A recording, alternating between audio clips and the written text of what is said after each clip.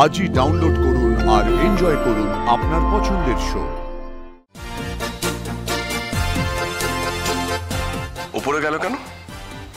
দারুণ সাহস তো। ওকে তো বারণ করা হয়েছিল সারা বাড়িতে ঘুরতে। বাড়ির ওপর অধিকার জমাচ্ছে নাকি? আর কিচ্ছু চাই না, একটুকু দয়া কর। কিন্তু বাঁচবে কি করে? পুলিশে যদি তোমাকে খোঁজা, আমরা কি বলবো? আমরা মিথ্যা কথা বলবো? মিথ্যা কথা বলবো কি করে? এই আমরা না গরিব, জানো তো। আমাদের যদি একবার জেলের মধ্যে পুলিশ ধরে সারা জীবন রেখে দেয়, আমরা জেলে পচে মরবো। মেশো গো, ও মেশো, ও মেশো, তোমরা তো পুরুষ মানুষ, তোমাদের গায়ে কত শক্তি, মাথায় কত বুদ্ধি, তাই না? তোমরা নিশ্চয়ই কিছু একটা ভাববে। দেখো, আমার মাথায় একটা প্ল্যান আছে।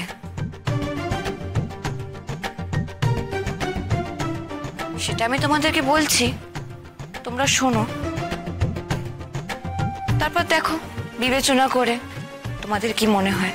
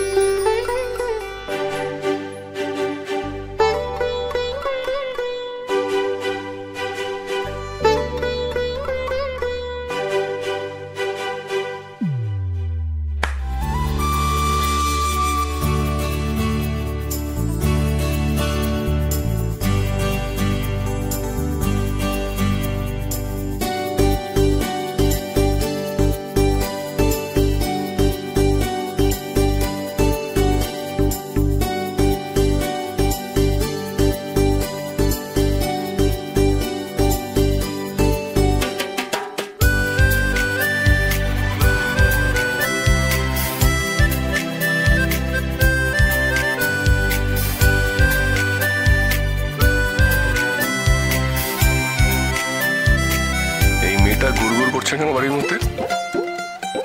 চুরি টুরির মতলব নাকি? চোখ রাখতে হচ্ছে। একবার কিছুতে হাত দিক, আজই দূর করে দেবো ওকে। সোজা পুলিশের হাতে তুলে দেবো।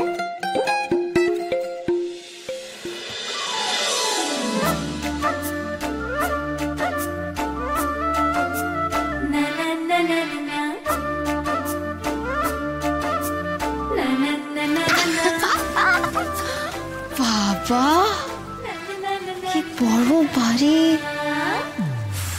খেলার কত জায়গা আছে।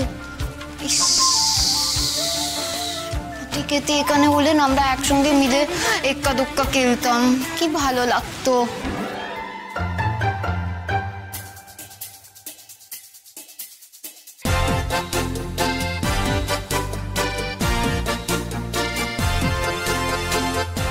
উপরে গেল কেন?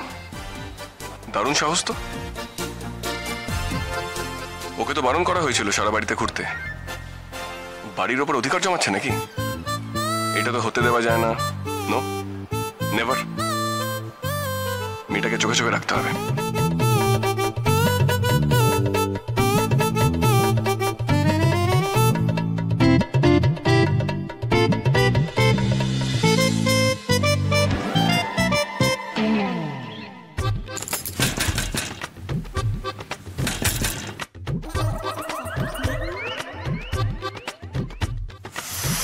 কোন ঘরটা ঠাম্মির নাতবউয়ের ঘর আমি বুঝতে পারছি না।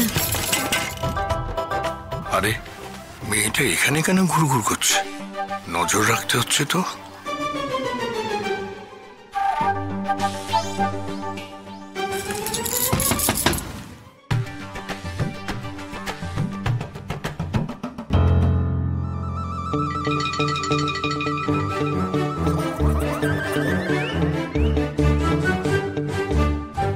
আবার কি ব্যাপার?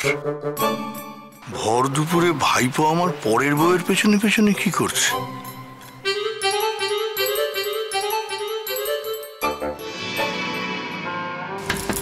হ্যাঁ, আমি তো সেই জন্যই বলছিলাম ও তুমি বলো, কিছু বলবে? আমাকে ঠাম্মি পাঠিয়েছে, আমি বৌদিকে খুঁজছি, কিন্তু বৌদির গড় করতে আমি সেটা জানি না। হ্যাঁ এই পাশে। অনু দিদি, তুমি আমার সঙ্গে যাবে? আমার কেমন যেন লাগছে। কেমন লাগছে মানে? তুমি যাও না, বৌদিকে ডাকো। হ্যাঁ হ্যাঁ সরি সরি, আমি আছি, একটু ওয়েট করো। লাজু, আমার একটা ইম্পর্টেন্ট কল চলছে, আমি তোমার সাথে পরে কথা বলবো। হ্যাঁ তুমি যাও না, কিচ্ছু হয়নি। হ্যাঁ হ্যাঁ, যেটা আমি বলছিলাম, তো ওদেরকে বলে দে যে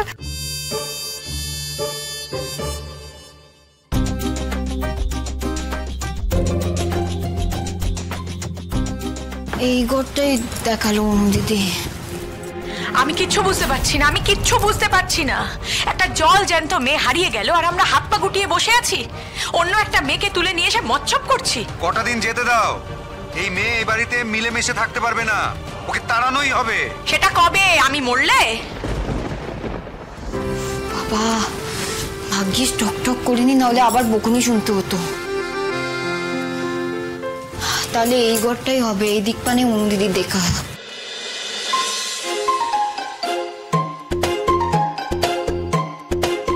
এক একটা ঘরের সামনে গিয়ে নক করছে কেন? ভিতরে কেউ আছে কিনা দেখছে।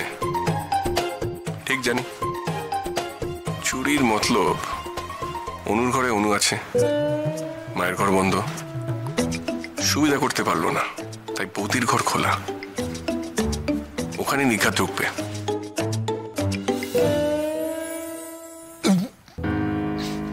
খেয়ে একটু জিরোবো ভাবলাম। হ্যাঁ, পুলিশের ভয়তে এখন পেটের ভিতর বদ হজম হয় না, এখন আইটাই করছে। যাই বাবা, জোয়ান জোয়ান দাও তো। হ্যাঁ, এখন তো শুধু পেটের মধ্যে আইডাই করছে, এরপর যখন কোমরে দড়িটা পরিয়ে গোটা গ্রামের লোকের সামনে দিয়ে টানতে টানতে নিয়ে যাবে, তখন আরো কি কি হয় আমি দেখবো খুনি। মাসি, আমরা যদি এরকম করি না তাহলে ধরা পড়ে যাব। টেনশন করলে হবে না, আমাদেরকে না শান্ত থাকতে হবে, মাথা একদম কুল রিল্যাক্স থাকতে হবে। দাদা, আমাদের রিল্যাক্স থাকতে হবে, জানো তো? রিল্যাক্স মানে জানো, দেখো আমরা তো আর জানি না আমাদের বাড়িতে কে আসবে কে আসবে না, পুলিশ আসবে কিনা সেটা আমাদের কাছে খবর নেই। আমরা যেরকম দিন কাটাচ্ছিলাম আমরা সেরকমই দিন কাটাবো। আমাদের স্বাভাবিক থাকতে হবে, অ্যাজ ইফ কিছুই হয়নি। বুঝতে পারলে?